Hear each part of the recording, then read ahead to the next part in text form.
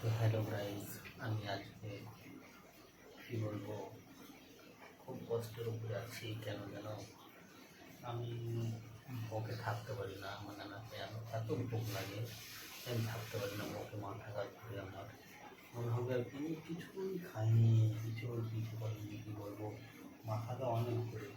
তার জন্য আমি আজকে প্ল্যান নিয়েছি অল্প খরচার মধ্যে খিচুড়ি বানাবো। তাই আমি খিচুড়ি বানাবার জন্য অনেক কিছু সব মিডিয়াম রেডি করে নিয়েছি, অলরেডি হয়ে গেছে আর কি। আর আমার আছে শুটকির ভর্তা, শুটকি সব বানিয়ে নিয়েছি, মেশিনে বানিয়ে নিয়েছি। আর এই যে খিচুড়ি হচ্ছে এখানে। প্রবাস জীবন অনেক কষ্ট গো ভাই, কী বলবো। প্রবাসে যারা থাকে তারা অনেক কষ্ট করে, বুঝলে, প্রচুর কষ্ট করে, মেহনত করে অনেক। কী বলবো, তো আমি আছি এখন কুয়েতে। কুয়েত এয়ারপোর্টের কাছে আছি আমি, এখানে কাজ করি, কাজকর্ম করি। হ্যাঁ, তো কী বলবো, সব কিছু সুবিধা আছে, একটু নোংরা টাইপের আছে জায়গাটা, কিচেন রোডটা।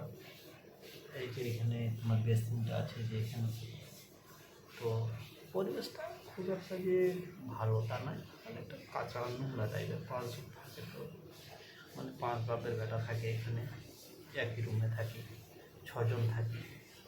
কেউ ক্লিন করে, কেউ ক্লিন করে না, এরকম অবস্থা। হ্যাঁ, আমি বেশিরভাগ ক্লিন সাফাই করি বেশিরভাগটা। তো অলরেডি আর কিছুক্ষণের মধ্যে হয়ে যাবে, হয়তো 10-20 মিনিটের মধ্যে হয়ে যাবে খিচুড়িটা।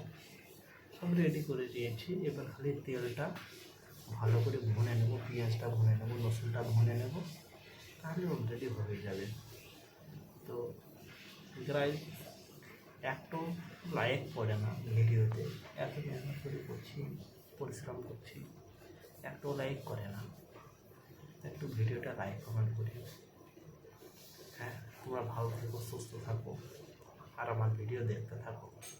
ওকে, টাটা, বাই বাই।